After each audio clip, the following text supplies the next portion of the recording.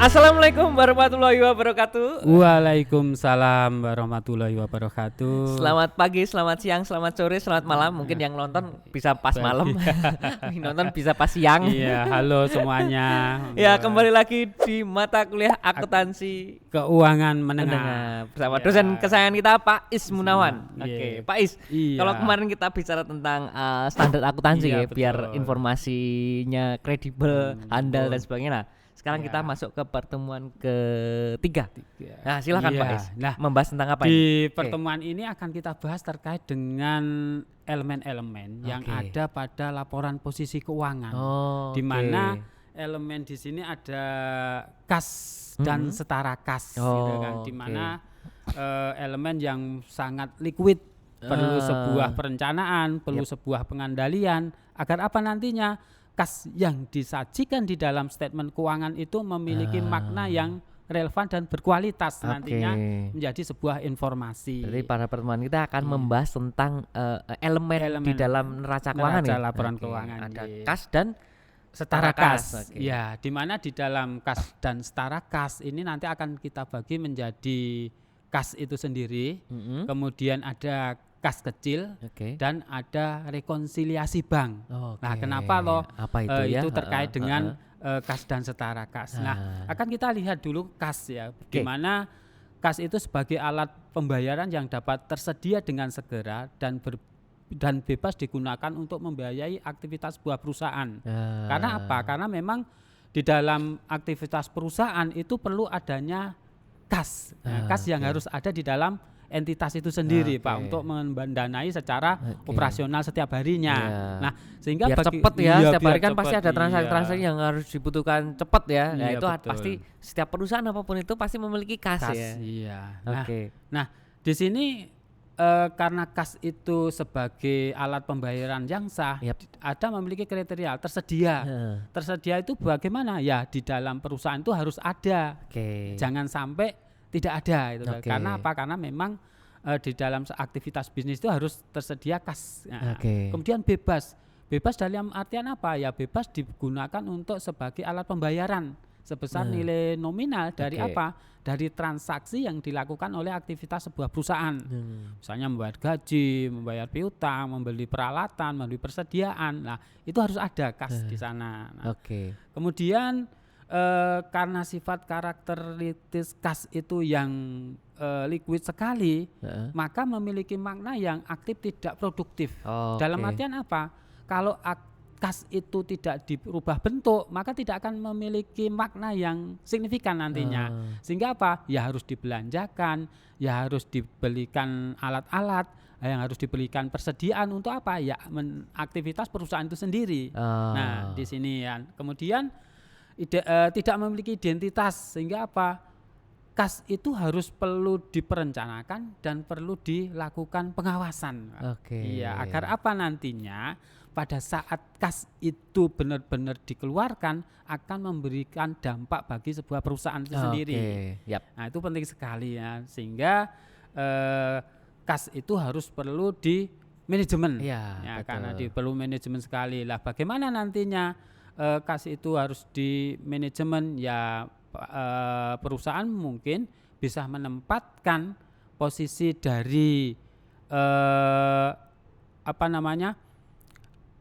karyawan di dalam perusahaan itu yang memiliki kriteria jujur. Ya, betul. Nah, betul. itu ya Jadi sendiri intinya ya. kas itu harus benar-benar di manage ya. Iya, betul. Nah, kemudian harus dikendalikan, Pak, di sini. Nah, agar apa? Tidak terjadi pemborosan, kemudian perlu ketelitian di dalam menggunakan kas, membuat efisiensi. Nah, di sini perlu adanya pengendalian internal yang baik sekali di dalam kas itu sendiri. Nah, prinsipnya berkaitan dengan pengawasan akuntansi ya perlu ini loh, karyawan yang jujur, kompeten. Kemudian fungsi akuntansi itu ada pemisah daripada pelaksananya. Ini yang menerima kas, ini yang mengeluarkan.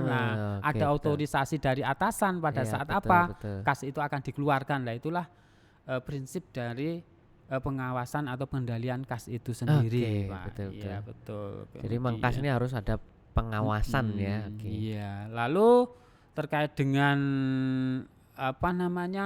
pengeluaran yang rutin, sifatnya rutin, itu perusahaan dianjurkan untuk membentuk dana kas kecil. Nah, sifatnya apa? Karena apa?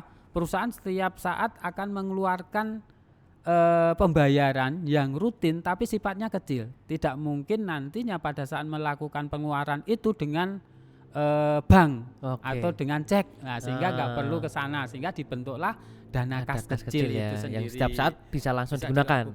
Digunakan. Nah, di sini ada 2 metode di dalam pembentukan dana kas kecil, yaitu sifatnya dana tetap. Nah, di mana pada saat pembentukan dana kas kecil dengan sistem dana tetap ini, setiap saat dana yang dikeluarkan itu sama, Pak. Sama. Sehingga pada saat awal pencatatan nanti ada kas kecil pada kas. Kas pencatatannya pada kas. Jadi ada 2 metode ya, ada kas kecil ini. Bukan. Ada dana tetap ada dana sifatnya fluktuatif untuk pembentukan kas kecil. Ada dana tetap dan ada yang untuk membentuk kas kecil tadi. Jadi dalam pembentukan dana kas kecil ada dana tetap dan dana tidak tetap atau fluktuatif. Gitu kalau dana tetap sifatnya sama besarnya, misalnya 1 bulan 1 juta, bulan berikutnya 1 juta, dikasih 1 juta lagi. Dalam pembentukan dana kas kecil. Kas kecil ini bisa yang pakai yang tetap, misalkan 1 juta bulan ini, bulan depan 1 juta lagi, atau yang fluktuatif sesuai kebutuhan perusahaan misalnya. Nah, misalkan kebutuhan ini bulan ini bisa 2 juta, besok 3 betul. juta misalkan.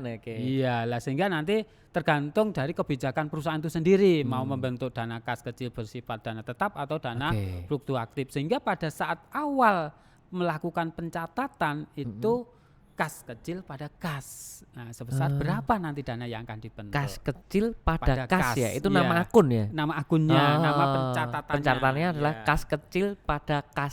Ya itu baik itu nanti dana tetap maupun dana fluktuatif di mana di awal sekali pembentukan.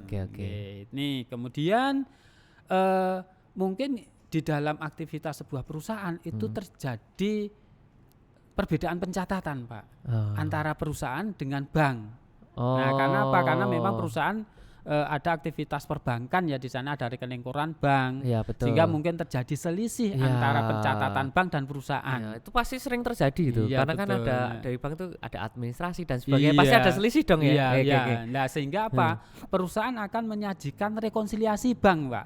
Namanya rekonsiliasi bank. Nah, sehingga nantinya di sana akan dilakukan pensamaan saldo akhir antara saldo perusahaan dengan saldo bank. Itu biasanya dilakukan dalam akhir tahun atau per bulan ya, Bang? Atau tergantung dari perusahaannya? Perusahaan itu bisa akhir bulan atau bisa 1 tahun. Karena memang laporan keuangan itu kan bisa dibuat sesuai kebutuhan perusahaan kan. Mau sebulan monggo, mau tapi kalau kita mengacu pada standar akuntansi, laporan keuangan itu biasanya dibuat tahunan yang dipublish untuk pengambilan keputusan itu. Jadi kenapa kita bilang rekonsiliasi bank? Karena bank yang di rekening bank ini sebetulnya setara dengan kas ya, Pak. Makanya kita membahas tentang rekonsiliasi bank, di mana pasti di setiap perusahaan memiliki akun di bank, kemudian pasti ada selisih catatan yang kita catat dengan yang ada di rekening ya, Pak. Rekening koran atau apapun itu. Karena memang di bank itu ada beberapa transaksi yang administrasi, bunga dan sebagainya, kita nggak bisa mencatat kalau kita nggak ngelihat ya. Namanya itu dinamakan penyamaan itu namanya rekonsiliasi bank. Nanti untuk teknis dan bentuknya mungkin kita sampaikan di pertemuan berikutnya atau di dalam ini, Pak, di online-nya di online-nya yang live seperti saat ini, sehingga untuk mendetailnya nanti kan bisa tanya jawab secara langsung untuk teknis dan mungkin dari sisi kas dan stakra sampai di sini. Jadi kita sambung. Bahwa dalam sebuah elemen sebuah neraca keuangan, yaitu neraca keuangan itu adalah laporan keuangan ya. Laporan itu posisi keuangan. Posisi keuangan itu ada elemen kas dan setara kas. Itu sangat jadi krusial ya perusahaan karena itu yang sangat liquid. Nah, kas dan setara kas itu juga termasuk bank, rekening koran yang kita miliki itu di bank itu kan juga setara dengan kas. Nah itu kita harus merekonsiliasi ya, biar laporannya sama. Iya betul. Biar saldonya biar sama, cocoknya saldo. Jangan-jangan saldo di perusahaan ngomong kalau kita memiliki bank saldonya sekian, ternyata di rekeningnya lo kok beda. Iya. Ya itu nanti akan dibahas di pertemuan berikutnya, Mas. Baik. Oke, mungkin cukup sampai di sini. Silahkan kalau ada pertanyaan tetap ditanyakan. Tetapi juga nanti juga ada satu mata kuliah tetap ada offline-nya. Jadi kita menggunakan metode blended learning. Nanti ada jadwalnya. Iya, sehingga nanti kalau memang mahasiswa belum paham, masih bingung ya bisa tanya langsung pada offline, bisa tanya di WA. Iya. Dan kemudian juga akan dijelaskan pengumpulan dari pertanyaan-pertanyaan mahasiswa akan dijawab secara langsung di podcast tambahan. Yang kita harapkan mahasiswa jangan malu bertanya, karena kalau malu bertanya nanti sesat di jalan. Kalau banyak bertanya juga kita kumpulkan. Kita harap mahasiswa bisa lebih paham ya Pak Is. Ya baik. Mungkin cukup sampai di sini di pertemuan ini. Kita akan jumpa lagi di pertemuan berikutnya. Sekian dulu Pak Is dan sekian dulu mahasiswa. Kita akhiri. Assalamualaikum warahmatullahi wabarakatuh. Waalaikumsalam warahmatullahi wabarakatuh.